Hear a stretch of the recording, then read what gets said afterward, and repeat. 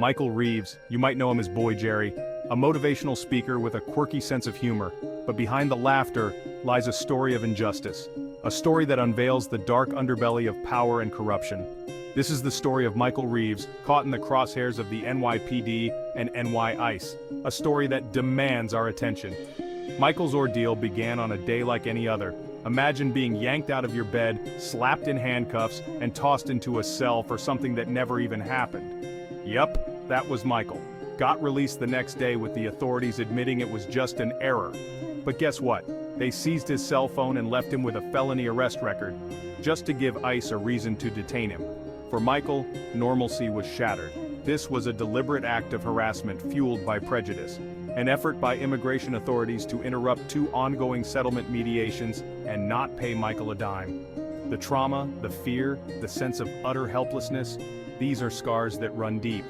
Michael's story is not an isolated incident, it is a stark reminder of the systemic issues plaguing our justice system. What Michael describes as NYPD systematic arrest of black people for just about anything and everything. A total disregard for the cascading consequences of the arrest, particularly on the life of an innocent person. Michael's day began like any other, filled with the familiar hum of his latest project. As he laid in bed asleep, a sense of unease crept in. Unmarked cars circled his block, their occupants eyeing his home. He brushed it off until the pounding on his door shook him. What's going on? I haven't done anything wrong. His home was swarmed by officers, their weapons drawn. The accusations were absurd. Attempted rape. You're under arrest for suspected attempted rape. He underwent a pat-down of his genital areas. He was placed into handcuffs and hauled away to the Brooklyn's Special Victims Unit, an elite division of NYPD that deals with high-level sex crimes. He was subjected to hours of grueling interrogation, his requests for a lawyer ignored. He was then booked in and fingerprinted. He was placed into a holding cell to see a judge that would determine if Michael was going back home or to Rikers Island. Got released the next day with the authorities admitting it was just an error. But guess what?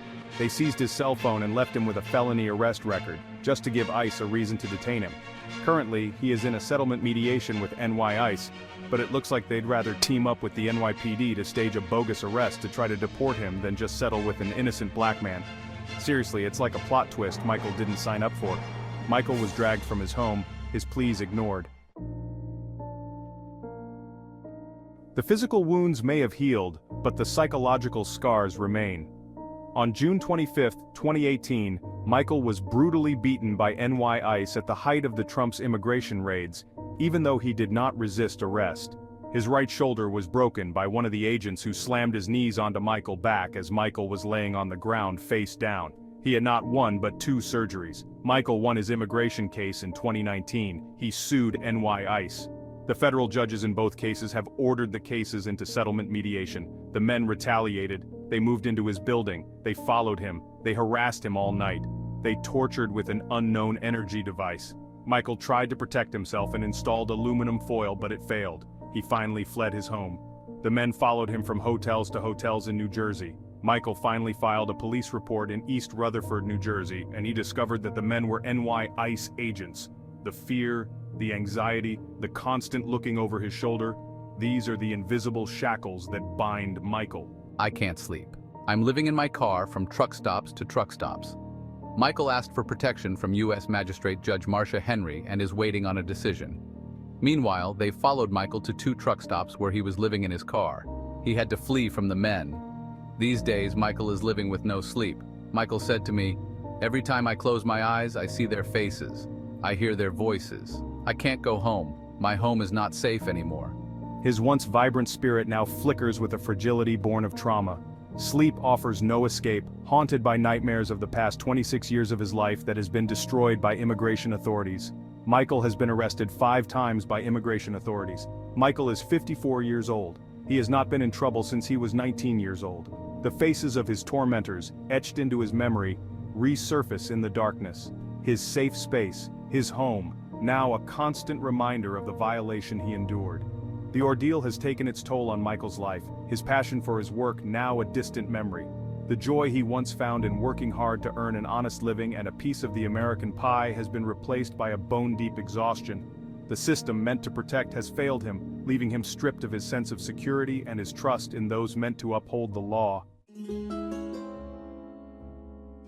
The system protects its own. The details of Michael's ordeal are not isolated incidents. They are part of a larger, more disturbing pattern of misconduct by both the NYPD and NYICE. These agencies, entrusted with upholding the law, have instead chosen to operate with impunity, targeting individuals based on bias rather than evidence. Where is the accountability? Where is the outrage? The system designed to protect the innocent has become a shield for the very people who abuse their power. The lack of transparency, the silencing of victims, the blatant disregard for human rights, these are not oversights, they are standard operating procedure. Michael's case, like countless others, has been met with silence, swept under the rug by those in power. The evidence, clear as day, is ignored, dismissed as collateral damage in the name of maintaining the status quo. The message is clear: some lives matter less. Their stories deemed inconvenient truths in a narrative carefully crafted to protect the powerful. We cannot let Michael's story become just another statistic, another example of justice denied. Now is the time to turn our outrage into action. We must demand accountability, transparency, and an end to the systemic corruption that plagues our law enforcement agencies. This is not just about Michael, it's about every individual who has been unjustly targeted, every voice silenced, every life irrevocably altered by a system that has lost its way. We must stand together, united in our demand for justice, for a future where everyone, regardless of their background, can live without fear. Sign the petition, make your voice heard, demand a full and impartial investigation into Michael's case. Let us send a clear message. We will not tolerate injustice. We will not be silenced. We will fight for a better tomorrow. Michael's story is a stark reminder of the work that still needs to be done, but it is also a testament to the resilience of the human spirit, the unwavering belief in a better tomorrow. The fight for justice is long, arduous, and often fraught with setbacks. Yet, it is a fight we cannot afford to abandon. For Michael and for all victims of injustice, we must continue to push forward, to demand better, to hold those in power accountable. We must never allow ourselves to become desensitized to the suffering of others, to accept injustice as the norm. Hope, though tested, must remain.